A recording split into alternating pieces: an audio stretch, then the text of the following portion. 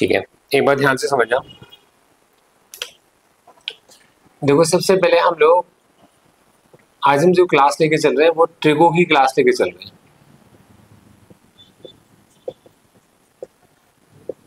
तो ट्रिग्नोमेट्री के अंदर जो एक चीज जिसके ऊपर मैं आपको क्वेश्चंस कराऊंगा वो आपके पास है कि साइन स्क्वायर ए प्लस कॉस स्क्वायर ए, इसका आंसर 1 आता है। सेक स्क्वायर ए माइनस टेन स्क्वायर ए, इसका आंसर भी 1 आता है। और कॉसेक स्क्वायर ए माइनस कॉट स्क्वायर ए, इसका आंसर भी 1 आता है। मतलब इन तीनों का आंसर जो होता है हमारे पास 1 आता है। ये हमारे पास एक आइडेंटिटी है।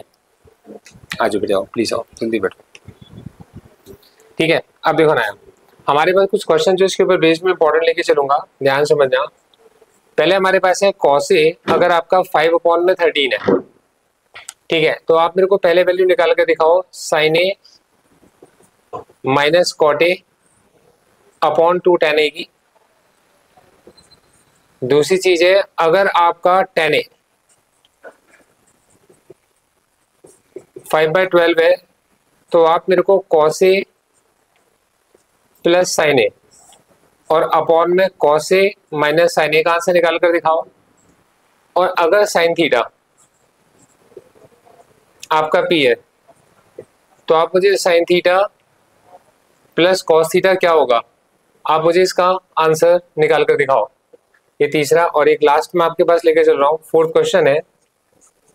अगर कॉस ए आपका 1/2 है, वैसे क्वेश्चन आप कर दोगे मुझे उम्मीद है। साइन बी आपका 1/√2 है, तो आप मेरे को tan A minus tan B upon 1 + tan A into tan B. देखो तो सबसे पहले हम लोगों ने एक्सरसाइज वाइज आपके चैप्टर में से मतलब जो इंपॉर्टेंट क्वेश्चंस हैं कुछ ये लिए। तो मैं चाहता हूँ कि एक बार आप मेरे को बताओ, आप ही ना, आज आपका चैप्टर पूरा खत्म हो जाएगा और आप इसे खत्म करके जाओगे। हाँ पक्का? कल कोई टेस्ट तो नहीं है? चलो ठीक है। तो देखो सबसे पहले हमारे पास है कॉस ए अगर 5/13 है तो आप मेरे को sine A minus cot A और 2 tan ए का आंसर आपको निकाल कर दिखाना है। तो जब कॉस ए आपका 5/13 है तो आप कॉस ए को किससे कंपेयर करोगे? मतलब कॉस ए का वो जो 5/13 है, तो बेसिकली क्या रिप्रेजेंट करने की कोशिश कर रहा है? शाबाश। तो मतलब हम पहले क्वेश्चन के अंदर जिस ट्राइंगल की बात कर रहे हैं उसमें एंगल है हमारा ए, उस क्वेश्चन में कर्ली ब्राउन है, तो बेस हमारा 5 है और हाइपोटेनस हमारी 13 है। तो हमारा परपेंडिकुलर कितना होगा? पाइथागोरस से निकलाएगा, पाइथागोरस से निकाल कैलकुलेट कर लेंगे, कितना निकलेगा?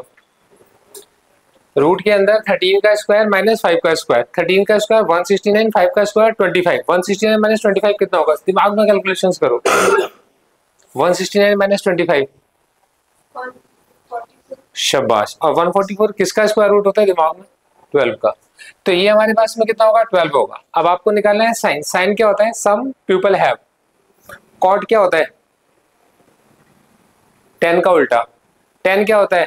Turn permanently black. तो B/P होगा और यहाँ पर tan कितना होगा? P/B होगा। वैल्यूज पुट करेंगे, आंसर आ जाएगा। सिंपल है। अभी वो क्वेश्चन नंबर 2 मैं सबके हिंट दे रहा हूँ आपको, फिर आप करना शुरू करोगे, आप सो जाएंगे। तो क्वेश्चन नंबर 2 पर आगे। क्वेश्चन नंबर 2 में tan ए दे रखा है 5/12। तो इस तरीके के क्वेश्चन हमसे बहुत पूछा जाता है। इस तरह के क्वेश्चन को सॉल्व करने की क्या ट्रिक है? आपको tan दे रखा होगा, sec दे रखा होगा, cot दे रखा होगा, कुछ भी दे रखा होगा, टीचर आपसे cos a plus sin a upon cos a minus sin a या cos a minus sin a upon cos a plus sin a आपसे पूछेगा। तो इस क्वेश्चन को सॉल्व करने की क्या ट्रिक है? बहुत मुश्किल हो जाएगा, आसान तरीका समझा दो। इसका होता है आपके पास में, आप सिंपल जब कभी ऐसा क्वेश्चन आपके पास में आएगा, आप करो divide numerator and denominator by cos a। ज्यादा आसान तरीका सिखा रहा हूं आपको। न्यूमरेटर और डिनोमिनेटर को cos a से डिवाइड कर दो। फायदा बताऊंगा, देखना है फायदा क्या होगा। cos a upon cos a plus में होगा sin a upon cos a, upon में होगा आपके पास cos a upon cos a और माइनस में होगा sin a अपॉन में cos a। ठीक है, अब मुझे बताओ cos a upon cos a 1 हो गया, sin अपॉन cos,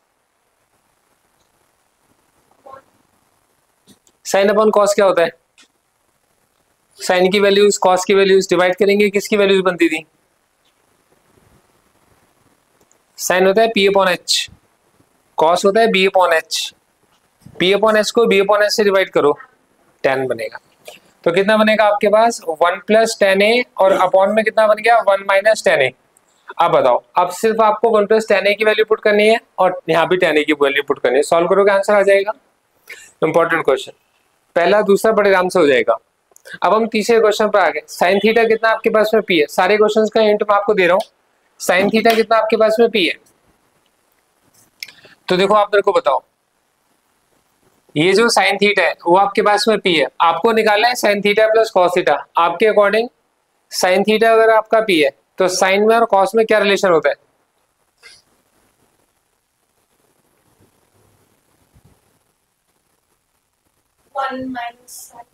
बिल्कुल ठीक है।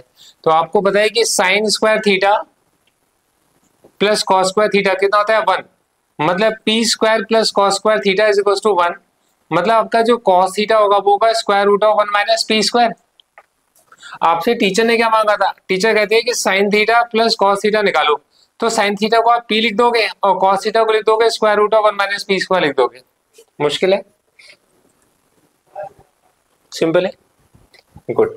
अब देखो कॉस आपका 1/2 है, साइन भी आपका 1/√2 है। देखो मैंने ये चारों क्वेश्चन क्या लगते देखने में एक जैसे हैं, लेकिन क्या है कि आपको अगर ये ट्रिक्स पता होंगी तो आप इनको जल्दी जल्दी सॉल्व कर लोगे, वरना हर क्वेश्चन को एक ही तरीके से करोगे फंसते चले जाओगे आप।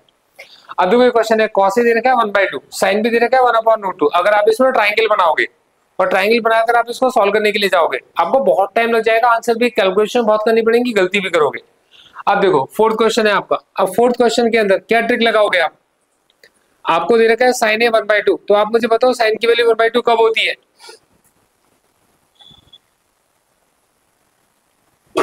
रिकॉल करो, साइन की वैल्यू 1/2 कब आती है? 60 होती है 1/√3/2। सही बोल रहा है, कितना 30 डिग्री, बिल्कुल ठीक बोला। बोल 30 बोला था, मैंने नहीं सुना। 30 डिग्री पर, तो आपके पास ए इज इक्वल टू कितना आएगा आपका 30 डिग्री। कॉन्सेप्ट क्लियर है? अच्छा देखो, अब sine B is equal to 1/√2, तो साइन की ओह मेरी गलती है, तुम ठीक कह रहे हो। हमारे को गिवन है कॉस ए, कॉस ए कितना है 1/2, तो कॉस की वैल्यू 1/2 कब होती है? बिल्कुल ठीक है, जब कॉस में 30 डिग्री है, साइन में 30 डिग्री है, तो कॉस में 60 डिग्री होगा, तो ए कितना हो गया आपका 60 डिग्री हो गया। साइन बी की वैल्यू 1/√2 कब होगी?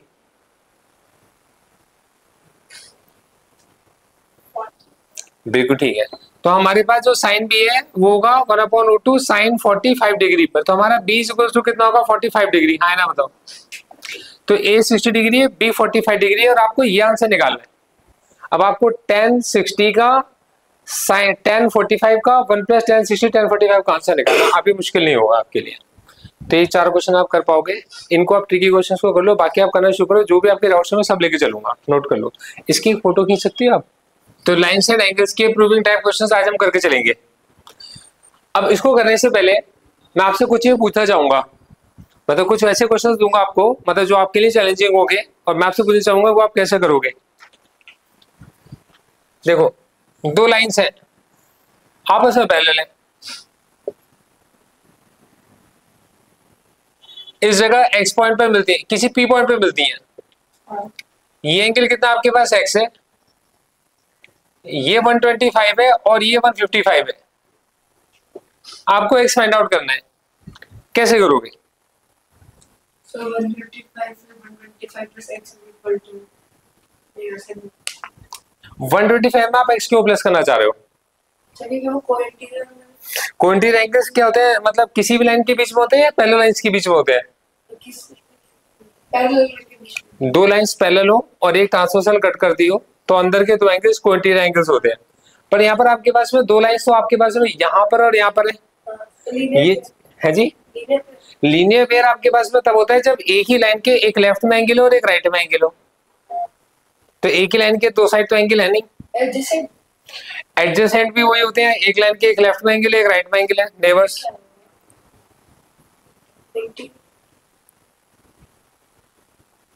अब ऐसे क्वेश्चन में ट्रिक चलती है, ऐसा क्वेश्चन जब भी हो, कभी भी 2 लाइंस आपस में पैरेलल में और कोई भी एक कॉमन ट्रांसवर्सल अगर नहीं होती है, हम ड्रा करते हैं, तो हमें ड्रॉ करनी पड़ती है।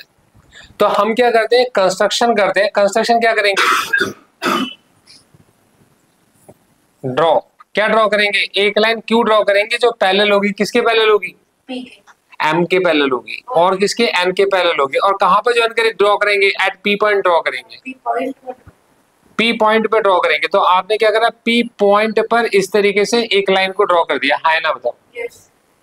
अब आपके पास x के दो पार्ट हो गए, x का एक ऊपर वाला पोर्शन आपके पास स्मॉल है और नीचे वाला पोर्शन कितना है, स्मॉल बी है। तो अब आपका जो x है वो दो चीजों से मिलकर बनता है, a से और b से। कुछ भी लेट कर सकते हो। तो आपका x दो चीजों से बनता है, a से और b से बनता है। अब आप मुझे बताओ a और 125 कैसे एंगल है। सर 125 और मैंने आपसे कहा ये a और ये 125 कैसे एंगल्स है। अच्छा ये को इंटीरियर। हमारे पास दो लाइंस पैरेलल है और एक लाइन ट्रांसवर्सल मिल गई। तो दो लाइंस पैरेलल हो और एक ट्रांसवर्सल हो, अंदर के दो एंगल कहलाते हैं को इंटीरियर एंगल्स। तो को इंटीरियर एंगल्स मतलब a प्लस बी हमारा, देखो अब क्या होगा, a plus 125 is equals to 180 degree, और रीजन क्या होगा आपके पास, को इंटीरियर एंगल्स। तो मतलब अगर मैंने, मुझे पता है रटा हुआ क्वेश्चन कि ऐसे करना, बट मैंने कोई इंटीरियर नहीं लिखा तो मैं मार्क्स काट देंगे। कटवाने चाहते हो नहीं तो फिर क्यों पूछ रहे हो तुम बताए तो क्यों गलत करके आओगे आप। a प्लस बी कितना है, 180 डिग्री। अब a इज इक्वल्स टू कितना निकलेगा, 180 माइनस 125 माइनस करो। 180 माइनस 125 6 65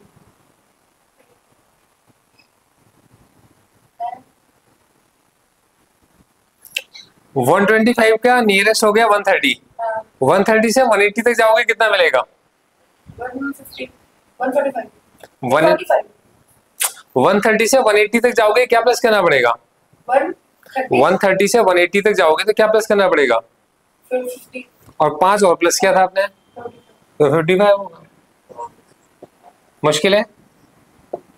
अब बताओ बी कितना होगा, बी कितना है, 155 होगा। तो लिखेंगे क्या, sir B plus 155 is equal to 180 degree co-interior. तो बी कितना होगा, सर 35 55 से करा 60, 55 का पास क्या बनेगा 60,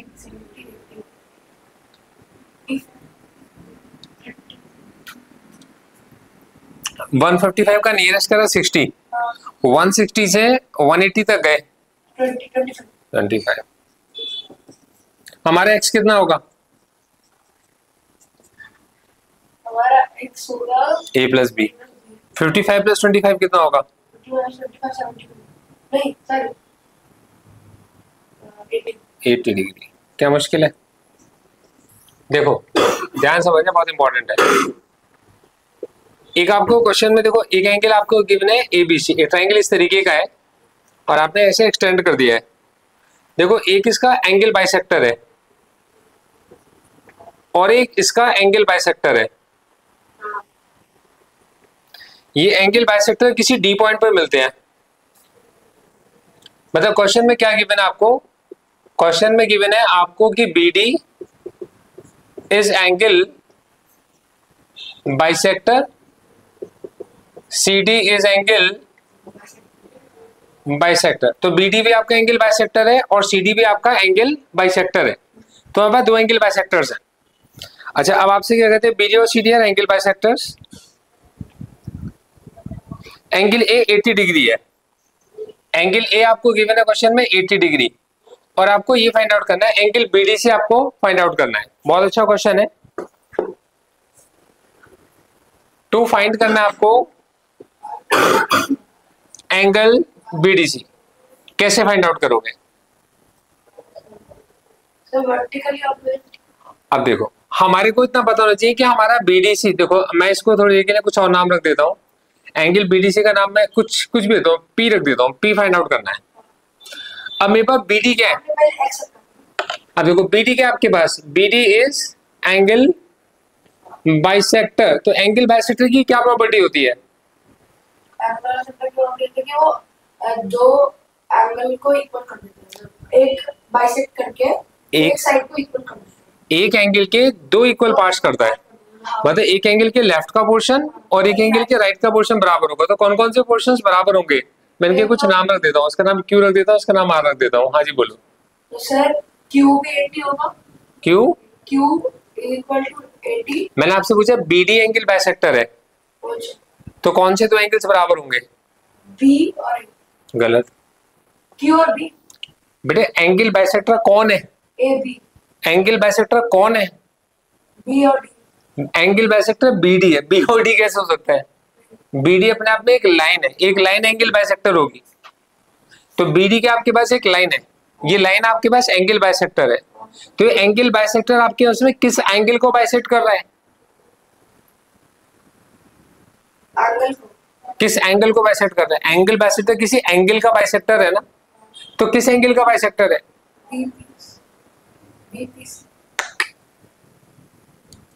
मतलब बी और डी एंगल बाइसेक्टर है। अरे भाई एक बी और डी एक लाइन है, वो लाइन एंगल बाइसेक्टर के बोल रहे हैं उसको।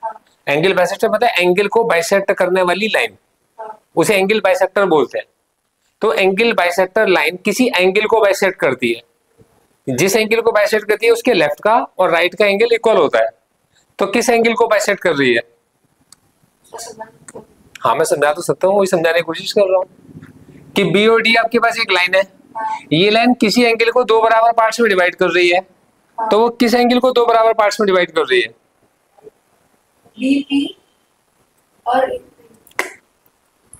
वो सिर्फ आपके पास इस एंगल को बाइसेक्ट कर रही है, इस एंगल पे, इस एंगल के लेफ्ट वाला पोर्शन और इस एंगल के राइट वाला पोर्शन बराबर करने की कोशिश कर रही है। भाई हमारे पास ये जो लाइन है, इस लाइन के राइट वाला पोर्शन और इस लाइन के लेफ्ट वाला पोर्शन इक्वल हो जाएंगे क्योंकि ये बाइसेक्टर है। तो बीडी एंगल बाइसेक्टर है, तो आप क्या लेके चलोगे अब आप? B Q. गलत। एक तो लेफ्ट में लेना है हाँ और एक राइट में। हाँ तो एंगल मतलब तीन से बनता है। हाँ हाँ। अब क्यू बी सी इसकी बात कर रहा हूँ, हाँ। तो ये क्यू बी सी, ये लाइन इस क्यू बी सी को कैसे? QBP। Q B P, P तो आपके इसमें कुछ भी नहीं, पी तो एक एंगल है, इसका नाम कुछ भी रख सकते हो यार, वाई रख लो, जेड रख लो, टी रख लो। Sir QBD। हाँ तो एंगल आपके पास में क्यू बी डी।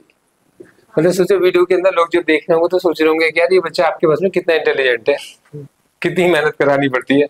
तो एंगल क्यू बी डी, तो एंगल क्यू बी डी किसके इक्वल होगा? QBD होगा CRD। भाई ये लाइन है, हाँ इस लाइन के एक लेफ्ट का एंगल, हाँ। अच्छा सर। इसी लाइन के एक राइट का एंगल, वहां कैसे पहुंच गया? CDB।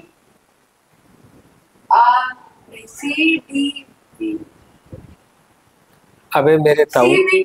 हाँ इसी लाइन के लेफ्ट का एंगल, इसी लाइन के राइट का एंगल कितना होगा? एंगल सीबीडी होगा। इन दोनों को आप लेट करते हो, इन दोनों को आपने एक्स लेट कर लिया, ये भी एक्स हो गया और ये भी एक्स हो गया। रुक जाओ, एक साथ कर लेना, बाद में वीडियो मिल जाएगी आपको। हाँ जी, हाँ जी। अगला कौन सा आपके पास है? C D is angle bisector. C D क्या है आपका? Angle bisector. तो अगर सी डी आपका एंगल बाइसेक्टर है तो आप क्या लिखोगे? CBD। कुछ भी यार। CD। अरे ताऊ ये सी डी है, हाँ ये एंगल बाइसेक्टर है, हाँ। तो एंगल बाइसेक्टर क्या करता है? वहां जाके डिवाइड करता है। कहां पे डिवाइड करता है? CD। अरे तेरे को देखना भी चाहिए यार, CDR। ये सी है, ये डी है, ये आर है, तेरे को सी डी आर एंगल लग रहा है? ये नहीं। कौन सा एंगल है इसका? CD। C D Q divide उसको करना है, इसको करना है? इसको CD। अरे भाई सी D। हम्म CP। हाँ angle D C B, D C B left का एंगल हो गया। BCD। अगर तू डी सी बी की बात करेगा या बी सी डी की बात करेगा तो एक ही है। हाँ अब D हाँ B डी बी C। सी, ये तेरे को बात किसकी चल रही है? सी डी की। और पहुंच कहां पर गए? पी पर। आप भाई तुम्हारे पास सी डी एंगल बाइसेक्टर है, तो सी डी के लेफ्ट वाला एंगल और सी डी के राइट वाला एंगल बराबर होगा। तो इसके लेफ्ट में कौन है? लेफ्ट में तो DCB। DCB लिख दिया। राइट में कौन है? CDR। CDR। ये C, ये D, ये R। सब वही समझ नहीं आ रहा कि कैसे करूँ, क्योंकि अगर उधर जाओगे तो CDB आ रहा है। हाँ वो तो ले चुका, DCB से लिया तूने। CD देखो इसके राइट वाला एंगल ही समझ में आ रहा है, राइट वाला एंगल कैसे बना सकता है तू?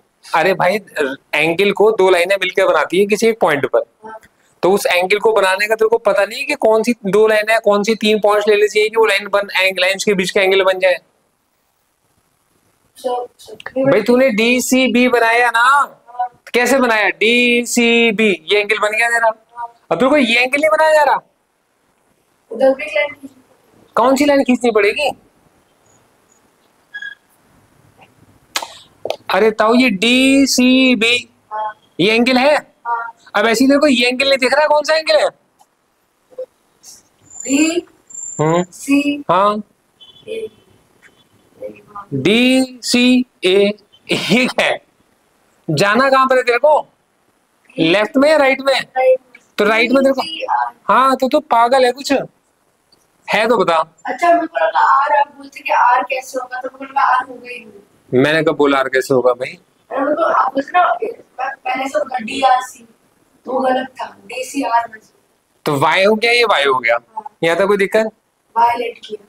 ठीक है, अब देखो इसको बोलो एंगल 1, इसको बोलो एंगल 2। अब मुझे बताओ एंगल 1 X और X ये तीनों मिलके क्या बनाएंगे? रीजन? ये तो एक एंगल 1 X और X मिलके तो एक लाइन है ना, क्या बोलेंगे इसको? ABQ is a line. ठंडा पानी मत पिया कर। ABQ is a line. तो यहाँ से एंगल 1 कितना निकल कर आएगा? 2x is equal to 180। Angle 1 कितना निकलेगा? एंगल 1 प्लस 2x 180 हो गया। हमसे पूछ रहे हैं एंगल 1 कितना होगा? सर 90। गलत, 180 डिग्री माइनस में 2x, ये क्वेश्चन नंबर 1 बन गई। एंगल 1 का x का इसका सब 180, तो एंगल 1 180 माइनस 2x हो गया। अब मुझे बता एंगल 2 का y का और y का सम कितना होगा? एंगल 2 का y का और y का सम कितना होगा? 180 माइनस 2y। ठीक है, इज इक्वल टू होगा 180। पहले इनका सम 180 डिग्री होगा। हाँ, रीजन क्या होगा इसका? Line ACR is a line. तो आपके पास एंगल 2 इज इक्वल टू कितना होगा? 180 माइनस में 2y। हाँ ना बताओ। हाँ, तो एंगल 1 आ गया 180 माइनस 2x और एंगल 2 आ गया 180 माइनस 2y। हाँ या ना? हाँ, तो प्रूव हो गया। प्रूव हो गया। अभी तो फाइंड क्या करना था? T फाइंड आउट करना था। हाँ, अभी तो एंगल पूरा फाइंड हो अभी तो हमें पता ही नहीं है हमारे को, अभी तो हमने सिर्फ जो जो एंगल्स थे उनको यूज किया है। इंपॉर्टेंट क्वेश्चन है जो मैं करा रहा हूँ मैं आपको। अब आपने कहा इन ट्राइंगल, अगर आप ट्राइंगल ABC में आ जाओ तो ट्राइंगल ABC में तीन एंगल कौन कौन से हैं? 80 एंगल 2 और एंगल 1। कौन सा? तो एक है 180 माइनस 2x, एक है एंगल 1, एक है एंगल 2 और एक है 80 डिग्री। इन तीनों का सम कितना होगा? 1 का, 2 का और 80 डिग्री का। रीजन? बिल्कुल ठीक है। ये एंगल सम प्रॉपर्टी ऑफ किसकी? ट्रायंगल। शाबाश, बिल्कुल ठीक है, ऑफ ट्राइंगल ABC। अब एंगल 1 की जगह पे क्या लिखोगे आप? एंगल 2 की जगह पे क्या लिखोगे आप? Plus 80 degree is equal to कितना होगा? 2x कर। हमारे पास 180 प्लस 180 360 360 प्लस 80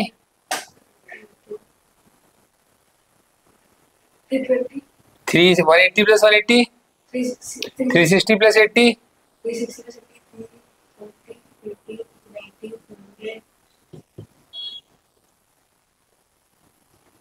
90 440 माइनस का 2x माइनस का 2y इज इक्वल टू कितना है? 180 डिग्री।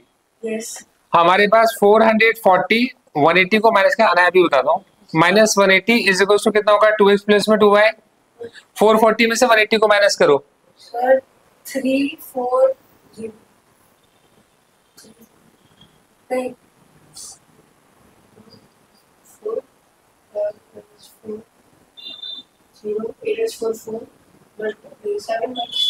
इसमें से माइनस कर रहे हो ना, मतलब 440 में से 180 माइनस कर रहे हो। पहले 0 आ जाएगा, फिर 4 माइनस 8 तो नहीं होगा, तो 40 वाला पड़ेगा, तो 40 माइनस 8 3 कैरी, तो 4 40 माइनस 8 6 और 360 इज इक्वल टू कितना है तुम्हारा 2x प्लस 2y। हाँ है ना, बताओ। हाँ, पूरी इक्वेशन डिवाइड हो सकती है किससे? Divide by divide by 2। तो कितना बनेगा? 180 degree is equal to x plus Y. तो x प्लस वाई कितना बन गया आपका? 2 ऐसे कैसे हो जाएगा? कुछ गलती करी है।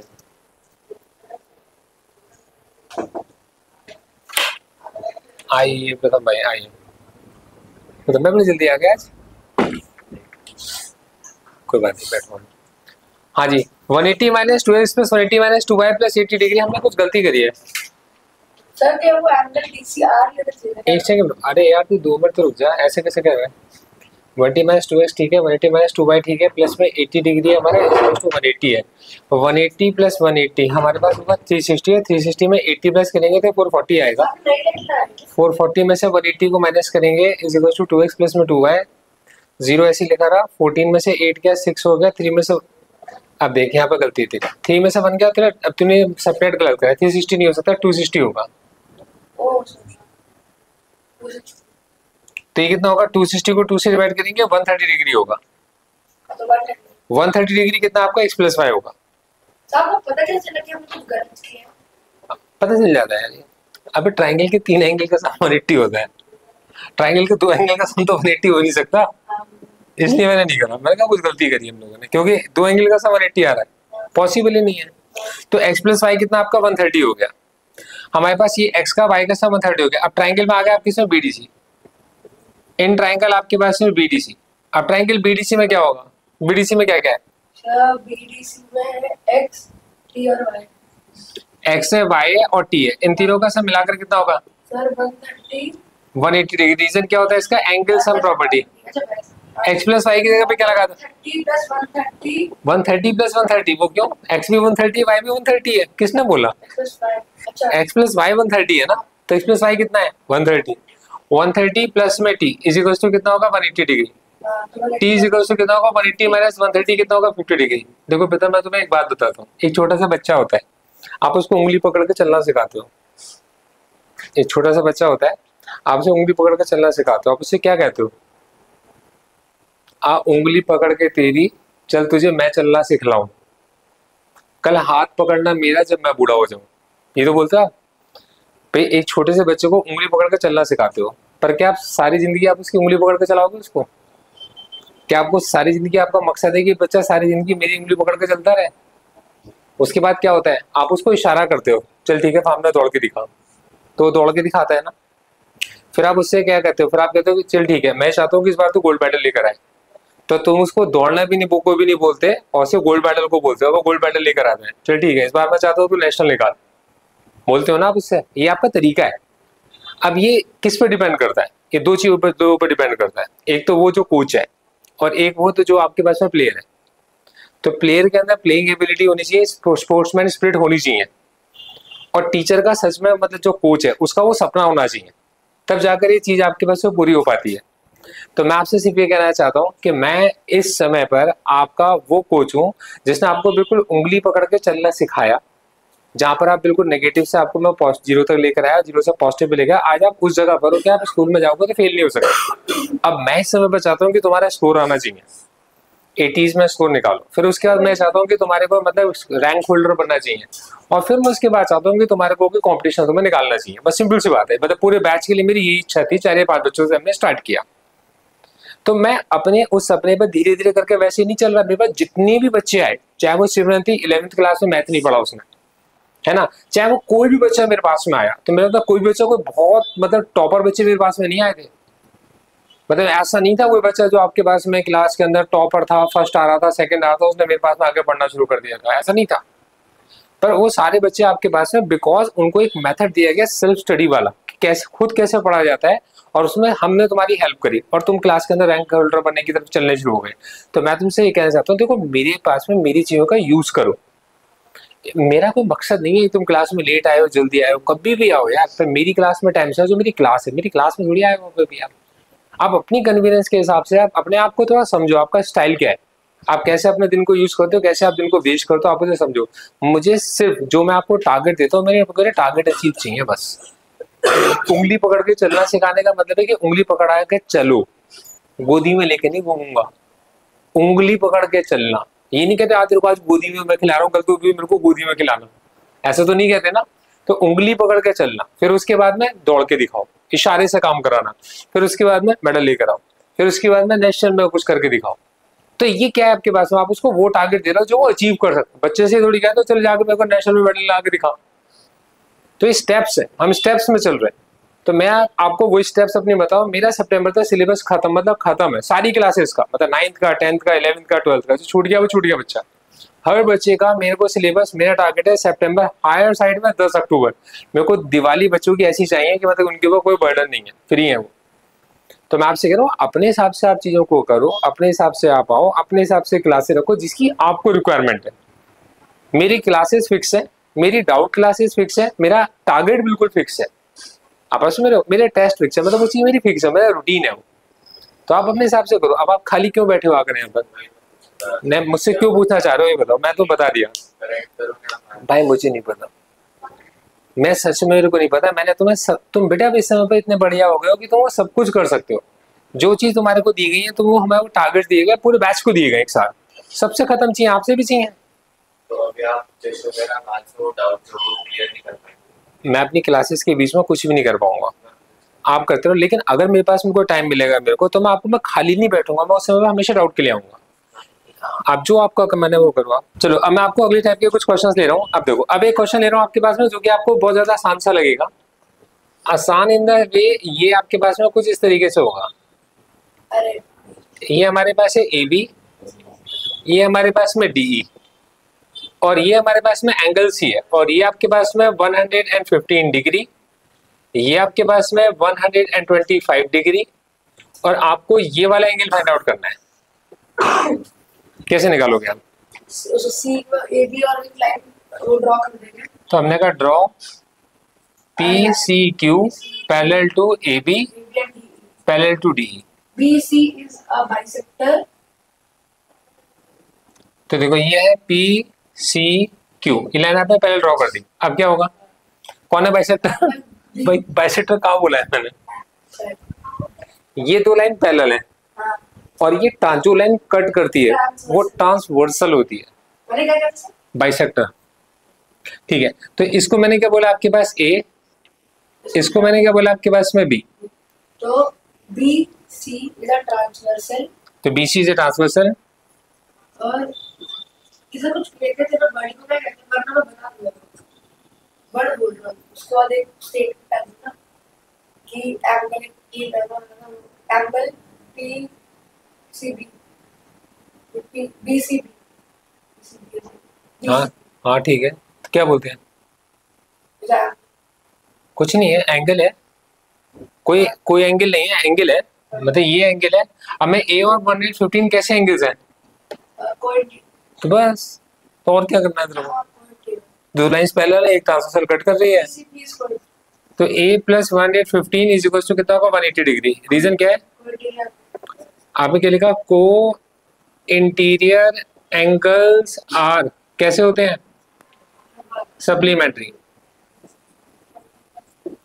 ए कितना होगा?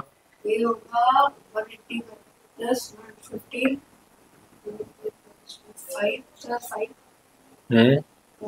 6 बी को ठीक है, A65 हो गया। बी कितना होगा? बी होगा DC B plus 125 is equal to, अच्छा वैसा तो बोला उस स्टेटमेंट लिखनी पड़ेगी। B plus 125 is equal to 180 degree को इंटीरियर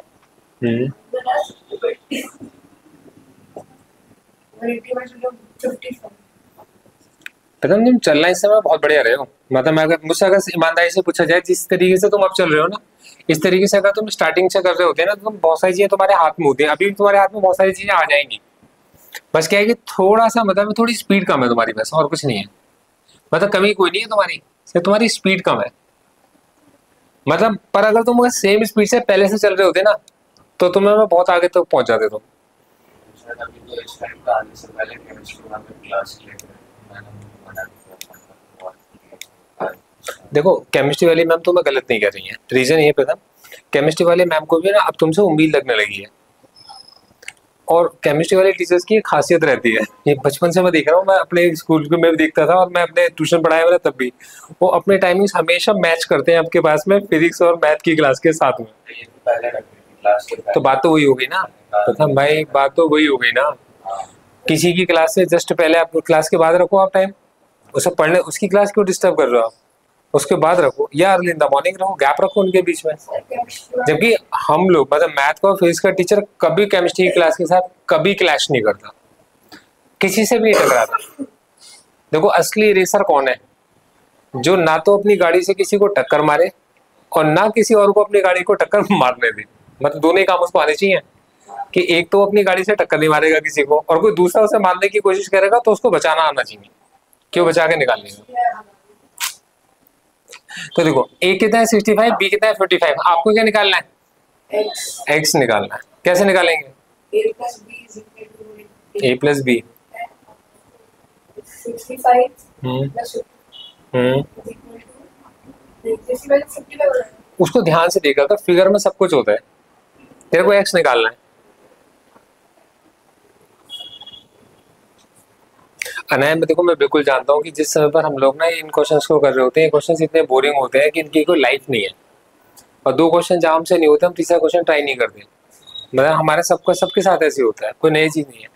लेकिन बेसिकली क्या है कि अब यहाँ पर मतलब एक हमारा रूल क्या बनता है कि जो तुमसे दो हो रहे हैं आपके पास में, तीसरा क्वेश्चन तुमसे नहीं हो पा रहा, उसके लिए तुम हिंट ले लो और फिर अपने आप को रोको मत आप कि आपका काम चलता रहे। तो जब आपके से वॉल्यूम इकट्ठा हो जाता है ना, तब आप इन क्वेश्चनों से जूझने लग जाते हो। हाँ जी, तेरे को क्या दिख रहा है सर 120 हो गया, 60। देख एक बात सुन, ये तीनों मिलकर एक लाइन बना रहे हैं। हाँ, तो पीसी थोड़ा सा line, PCQ is a line, क्या फायदा होगा, ए होगा, एक्स होगा, बी होगा, तीनों का सम कितना होगा 180 डिग्री होगा, बी एक्स निकलाएगा, जल्दी निकालो। मिल जाएगी भाई, मिलनी चाहिए, जैसे आप उन वाले भैया से बोल देंगे भैया आज ही दे देना। हां दे दो, आज रात को कर दो। अब देखो ये आपके पास ए, ये बी, ये सी और ये डी, ये कितना आपके पास x डिग्री, ये कितना आपका 35 डिग्री, और ये कितना आपका 50 डिग्री, और ये कितना आपका 45 डिग्री। हाँ ना बताओ, ठीक है। अब देखो 50 डिग्री है, 35 डिग्री है, 45 डिग्री और आपके पास में x है, एक्स की ठीक है। अब देखो ध्यान समझना, हमें क्या निकालना है, x की वैल्यू को निकालना है। कुछ तो ऐसा हमने किया था मैंने भी। कैसे करेंगे सर अभी मैंने ऐसा क्वेश्चन किया था जिसमें तेरा 35 है ना, तो 35 की जगह में कुछ भी नहीं, कुछ ऐसा है वैसा टाइप का। इसमें x की वैल्यू देखो पहला लाइन तो हमारे पास में हो नहीं सकती, पहली लाइन तो है नहीं, तो पहली लाइन तो हो नहीं सकती। क्वेश्चन किस चीज का है, पहली लाइन का नहीं है, तो ट्रायंगल का क्वेश्चन है। तो ट्रायंगल कैसे बन सकता है, ट्रायंगल बन सकता है अगर मैं इसको थोड़ा पीछे खींच लूं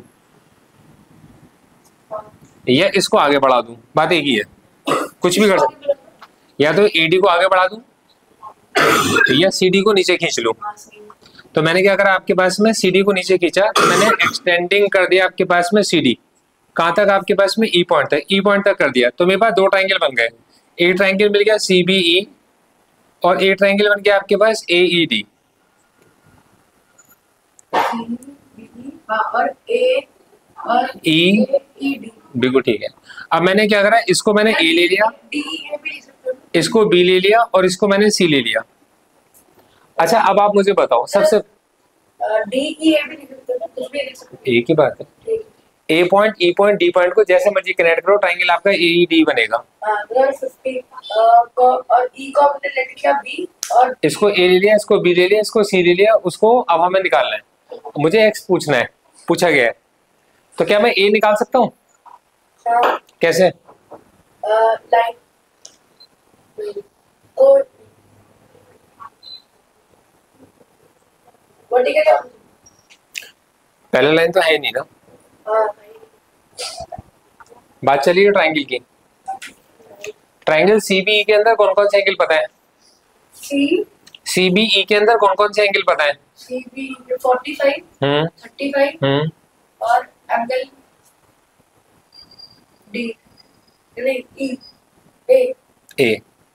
तो इसके अंदर 3 एंगल है, 2 पता है, तीसरा नहीं निकला। प्रॉपर्टी 45 + 35 + a = 180 डिग्री एंगल, तो 45 + 35 45 + 30 80 एंगल सम प्रॉपर्टी लग गई। 45 + 35 80 + a = कितना होगा? 180 डिग्री। a = कितना होगा? 100 डिग्री। अब आपको a मिल गया, 100 डिग्री। हाँ, तो आपको b ढूंढना है। हाँ, अब वर्टिकल a उधर है, b ढूंढना है, तो वर्टिकल यहाँ पे नहीं हो सकता है क्योंकि पैरेलल लाइन है। सर अब वैसे ही सेव करेंगे 50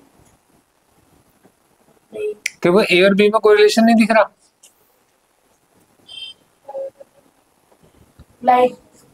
लाइन है, एडजेसेंट एंगल्स है, लीनियर पेयर है, दोनों मिल, ये एक ही लाइन में इस साइड का और इस साइड का एंगल एडजेसेंट एंगल्स कहलाते हैं। a + b 180 डिग्री, रीजन होगा लीनियर पेयर। एडजेसेंट साइड को लीनियर पेयर कहते हैं। तो लीनियर पेयर मतलब दोनों मिलके एक लाइन बना रहे हैं, तो लीनियर पेयर तो बनेगा। Adjacent straight line. अब a + b कितना है? 180 डिग्री है, तो वहां पे a कितना है? 100 डिग्री प्लस का b = 180 डिग्री, तो b कितना होगा? 80 डिग्री। तो हमें b भी मिल गया, आपको b भी मिल गया। अब आपको c ढूंढना है।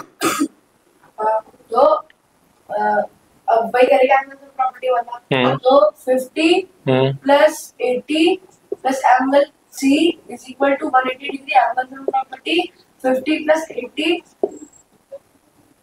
120 130, बिल्कुल ठीक है। तो c कितना हो गया? 50, बिल्कुल ठीक है, शाबाश, बहुत अच्छा किया आपने। अब आपको c पता चल गया, x ढूंढना है। हाँ, अब क्या सर होगा? लीनियर पेयर, बिल्कुल ठीक है। c + x = 180 डिग्री और रीजन लीनियर पेयर। तो आपका c कितना है? 50, x कितना होगा आपका? 130 डिग्री। किस तरह होगा तेरे को? रुद्र का पेपर है कल कंप्यूटर का, भाई वो सिर्फ तेरी वजह से। मैंने साइंस की क्लास रखी, तूने बिना बात के आज मेरे को बुला लिया। सिर्फ आपकी वजह से साइंस की क्लास रखी थी कि आप दोनों को साइंस साथ पढ़ा देंगे। एक तो यार, एक बायो मैं शुरू से मना करके चलता हूँ, बायो मेरा सब्जेक्ट नहीं है ना, लेकिन फिर भी मतलब मैं मना नहीं, लेकिन मैं कभी किसी बच्चे को छोड़ता नहीं। तो मैंने मना कब किया? मैं कभी किसी बच्चे को नहीं छोड़ता, इसकी जो जरूरत है मैं उसके साथ बैठूंगा। देखो, AE is the bisector of angle BAC। हमसे कहते हैं AE, क्वेश्चन में ध्यान से, क्वेश्चन इंपॉर्टेंट है। AE is angle bisector of angle BAC, ये क्वेश्चन में गिवन है। ये एंगल आपके पास 90 डिग्री है, ये 90 डिग्री है, BCD 90 डिग्री। हमें 2 शो करना है, ध्यान समझना, बहुत इंपॉर्टेंट है। 2 शो करना है कि angle EAD = 1/2 angle B minus angle C है। ये क्वेश्चन शो करना है। मतलब ये क्वेश्चन बहुत बहुत ट्रिकी और बहुत बहुत इंपॉर्टेंट। मेरे पास ये एंगल मेरे को नहीं पता करना है, मैं इस एंगल को थोड़ी के लिए वायलेट कर लेता हूँ। सुनना ध्यान से, मैं इसका प्रूफ सिखाता हूँ आपको, जो कि बच्चों वाला प्रूफ लगेगा आपको अगर आपको मेरा कॉन्सेप्ट समझ में आ गया। आपके पास AE क्या है? AE आपका एंगल बाइसेक्टर है। एंगल बाइसेक्टर की खासियत क्या होती है? सर कि वो दो साइड ऑफ एंगल, दो, तो ये AE 2 पार्ट्स कौन कौन से बनाएगा एंगल के? सर AED नहीं, ADB AE, तो AE तो आएगा, एक और आना चाहिए ना। तो AE है तो वो E से स्टार्ट होगा और A के 2 पार्ट करेगा। EAD नहीं होगा, बस EAA क्या पूरा एंगल है। EAB, हाँ, एंगल EAB और एंगल उसने लिखा है ना, BAC लिखा है, तो EA पहले जाएगा B तक, फिर ES। अब तूने बिल्कुल ठीक बताया, वेरी गुड यार, वेरी गुड। तो देखो EAB और EAC = x आपने लेट कर लिया। तो देखो हमारे पास में क्या होगा, ये जो पोर्शन है ये भी x होगा और ये जो पोर्शन है ये भी क्या होगा आपका x होगा। ठीक है, यहाँ तक समझ में आ गया। अब मुझे सिर्फ ये बता, एंगल BAD कितना होगा?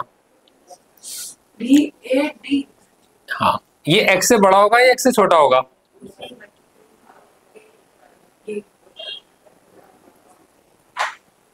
BAD तो x हो गया। तुम्हारा BAEX है। अच्छा BAE। और हमसे BAD पूछ रहे हैं, हाँ। तो BAD x से बड़ा होगा x से छोटा होगा? x से इक्वल होगा। x कहाँ तक है? यहाँ से लेकर यहाँ तक। बड़ा होगा। x यहाँ से लेकर यहाँ तक है और हमसे पूछ रहे हैं यहाँ से लेकर यहाँ तक BAD। तो ये जो BAD है ये यहाँ तक है, ये पूछा, और x क्या है? यहाँ से लेकर यहाँ तक है, बड़ा। तो x बड़ा है। ये BAD पूछ रहे हैं भाई, BAD। तो BAD x से छोटा होगा, तो BAD क्या है? x से छोटा है। x से कितना छोटा है? यहाँ तक पूरा x है। x में थोड़ा पीछे आना पड़ेगा। कितना पीछे आना पड़ेगा? y पीछे आना पड़ेगा।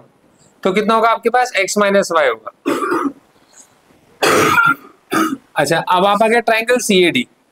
एंगल CAD बताओ कितना होगा? CAD बड़ा। अब देखो, जब आप CAD की बात करोगे तो ये x यहाँ तक आएगा, उसके और आगे आना पड़ेगा y। तो कितना होगा आपके पास? x प्लस वाई होगा। BAD x माइनस वाई और CAD कितना आपके पास? x plus Y. यहाँ तक की बात समझ में आ गई?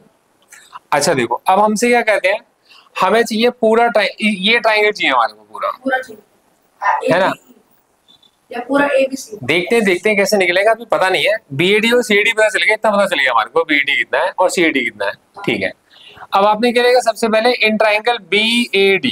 अब आप ट्राइंगल अगर BAD की बात करोगे तो ट्राइंगल BAD में कौन कौन से एंगल्स हैं? X। BAD में x नहीं है। सबसे पहले तो उसमें एंगल BAD है, एंगल BAD है, फिर एक एंगल ये है 90 डिग्री और फिर एंगल B है। तो एंगल BAD, फिर 90 डिग्री, फिर एंगल B, इन तीनों का सम मिलाकर कितना होगा? 180 डिग्री होगा। अब एंगल BAD कितना है? तो एंगल BAD कितना है? एंगल BAD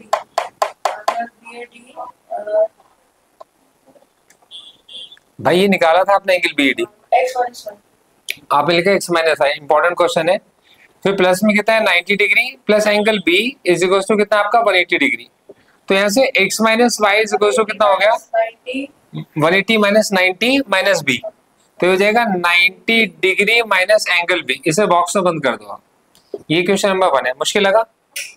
अब आप एंगल CAD निकाला था, आप ट्राइंगल CAD में आ जाओ। तो ट्रायंगल CAD में एक हो जाएगा एंगल D। एंगल CAD हो जाएगा सबसे पहले तो एंगल CAD ले लिया और CAD फिर एंगल D, एंगल D वो कितना है? 90 डिग्री है। और फिर एंगल C, ये तीन एंगल तो होंगे, ये C होगा, एक CAD होगा और एक 90 डिग्री होगा। तो तीनों का सम कितना है? 180। एंगल CAD की जगह पे क्या लिखोगे आप? सर ये हो जाएगा 180 और 70। तो CAD की जगह पे क्या लिखोगे आप?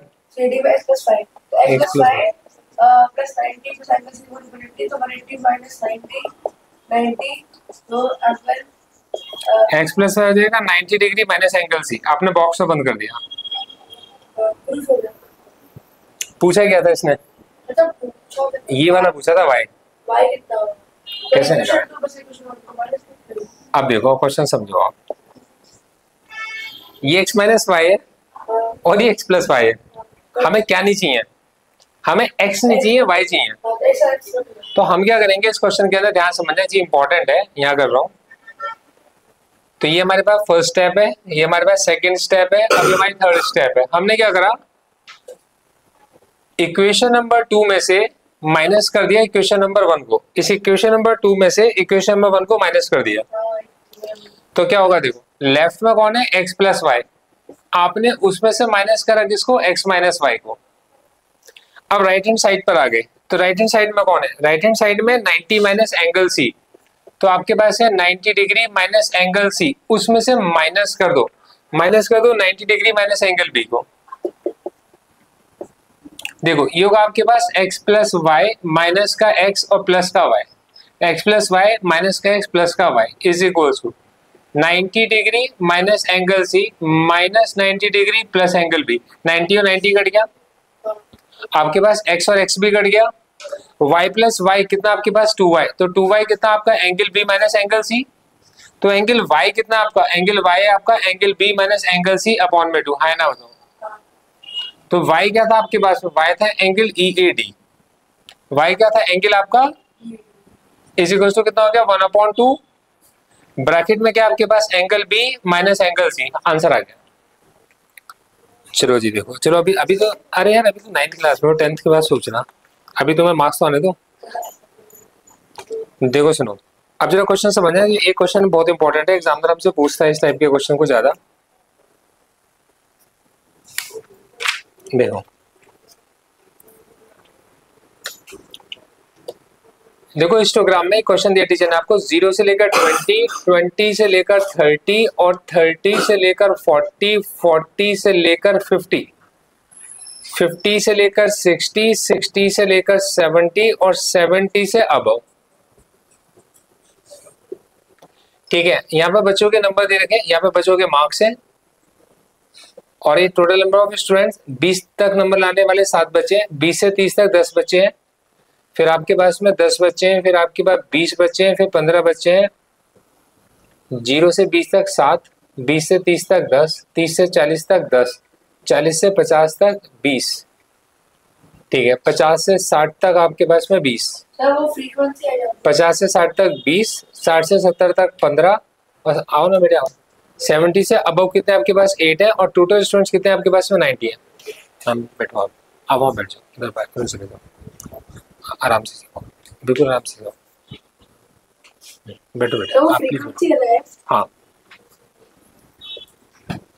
मार्क्स मिले आपके, अच्छा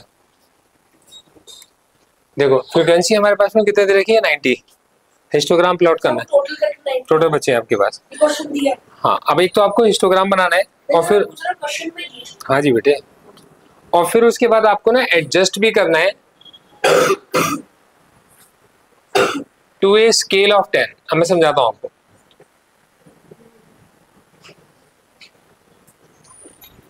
अब ये ध्यान समझना।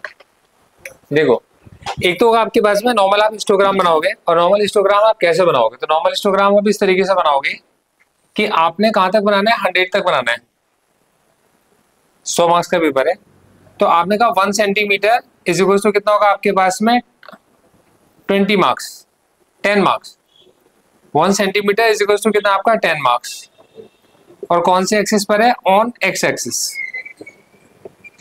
और नंबर ऑफ स्टूडेंट्स, तो 1 सेंटीमीटर इज इक्वल टू, अब आपके पास में ठीक है, तो आप एक काम करो 5 स्टूडेंट्स ले लो, 1 सेंटीमीटर 5 स्टूडेंट्स को रिप्रेजेंट करेगा ऑन वाई एक्सिस। तो देखो सबसे पहले आपके पास में 10 स्टूडेंट्स, 20, 30, 40, 50, 60, 70, 80, 90, 100, ये मार्क्स हो गए आपके पास। फिर आपके पास 5, 10, 15, 20, 30, 40, 50, 70, 80 तक 25, 30, 45। देखो 5, 10, 15, 20, 25, 30, 35 तक लिख दिया हम लोगों ने। ये 35 तक मिलेगा। ये निकल गया नंबर ऑफ स्टूडेंट्स। वो दिया है। आप मुझे बताओ जो नंबर ऑफ स्टूडेंट्स है वो कभी भी आपके पास में 30 को क्रॉस कराया किसी ने? नहीं करा ना, तो क्या जरूरत है मेरे को? तो अब देखो मुझे कुछ 90 है तो वो 90 क्यों आ रहा है, 90 आ रहा है, वो अलग अलग स्टूडेंट्स को अलग अलग कैटेगरीज में डाल रखा है, उन सारी कैटेगरीज के सारे स्टूडेंट्स को प्लस करोगे तो 90 आ रहा है। तुम्हारे पास एक सेक्शन के अंदर 90 बच्चे थोड़ी हो सकते हैं, तुम्हारे पास एक सेक्शन में 30 स्टूडेंट्स है, एक में 20 है, एक में 50 स्टूडेंट्स है, ऐसे करके डिस्ट्रीब्यूट कर रखा है स्कूल की टीचर ने। 7 से लेके 8 में भी सबसे बड़ा नंबर क्या ले सकते हो, तो 30। हाँ अब देखो सुनो, सबसे पहले प्लॉट करोगे 0 से लेकर 20 तक कितना आपके पास 7, तो थोड़ा सा ऊपर, तो 0 से लेकर 20 तक ये 10 है, ये 20 है, ये 30 है, ये 40 है, ये 50 है, ये 60 है, ये 70, ये 80, ये 90, ये 100। तो देखो 0 पर भी 0 से लेकर 20 तक 7 है, थोड़ा सा ऊपर। ये बन गया। 20 से लेकर 30 तक कितना आपका 10 है, 30 से लेकर 40 तक कितना है, वो भी 10 है, 40 से लेकर 50 तक कितना आपके पास 20 है, 50 से लेकर 60 तक कितना है, वो भी 20 है, 60 से 70 तक कितना आपके पास 15 है। 70 से बाद में कितने आपके पास 8 है। ये आपका हिस्टोग्राम बन गया, नॉर्मल हिस्टोग्राम है। पहले यहाँ तक का ड्रॉ कर लो, मैम आप दिखा दो। अब इसे बोलते हैं, मैं सिखाता हूँ, इसे कहते हैं एडजस्टेड फ्रीक्वेंसी। 0 से लेकर 20 मतलब कितना है 20 है। सुन 20 में आंसर कितना आ रहा है तेरा 7 आ रहा है। तेरे को आंसर किस में चाहिए 10 में चाहिए। 20 से लेकर 30 कितना है 10 है। 10 में आंसर कितना आ रहा है 10 आ रहा है। तेरे को आंसर किस में चाहिए 10 में। 30 से लेकर 40 कितना है 10 है। 10 में आपका आंसर कितना आ रहा है 10 आ रहा है, आपको 10 में चाहिए। 40 से लेकर 50 तक कितना है 10 है, आपका आंसर कितना आ रहा है 20, आपको आंसर किस में चाहिए 10 में। 50 से लेकर 60 तक कितना है 10, 10 को किस में कन्वर्ट करना है 20, मल्टीप्लाई में कितना है 10 है। 10 में से 15 इंटू कितना आपके पास में 10 है। अब देखो 0 से 0 कट गया, 7/2 कितना होगा 3.5, ये बन जाएगा 10, ये भी 10, ये हो जाएगा 20, ये हो जाएगा 20, ये हो जाएगा आपका 10 से 10 कट गया 15। अब आप इसको प्लॉट करोगे हिस्टोग्राम पर, मतलब 0 से लेके 20 तक, 0 से लेके 20 तक आप प्लॉट करोगे 3.5। अब एडजस्टेड फ्रीक्वेंसी का अलग ग्राफ बनाना पड़ेगा, फिर नया ग्राफ बनाना पड़ेगा, बिल्कुल सेम तरीके से। बहुत इंपॉर्टेंट है, नोट कर लो। मैम आपके साथ स्टार्ट कर रहा हूँ, आज एक नया चैप्टर है हमारा ग्रेविटेशन। आपको ग्रेविटेशन को बिल्कुल बेसिक से समझाऊंगा, मतलब आपको ग्रेविटेशन की ऐसी ऐसी चीजें बताऊंगा जो मतलब हम लोगों ने कभी भी मतलब सोची भी नहीं होंगी, इमेजिन भी नहीं करी होंगी। मैं भी समझाता हूँ आपको। कुछ आपको ना डिफरेंशिएशन का और इंटीग्रेशन का कॉन्सेप्ट आपको पता होना चाहिए, मैं आपको भी समझाऊंगा। और एक चीज है बायनोमियल एक्सपेंशन, ये 3 चीजें आपको पता होनी चाहिए इसके लिए।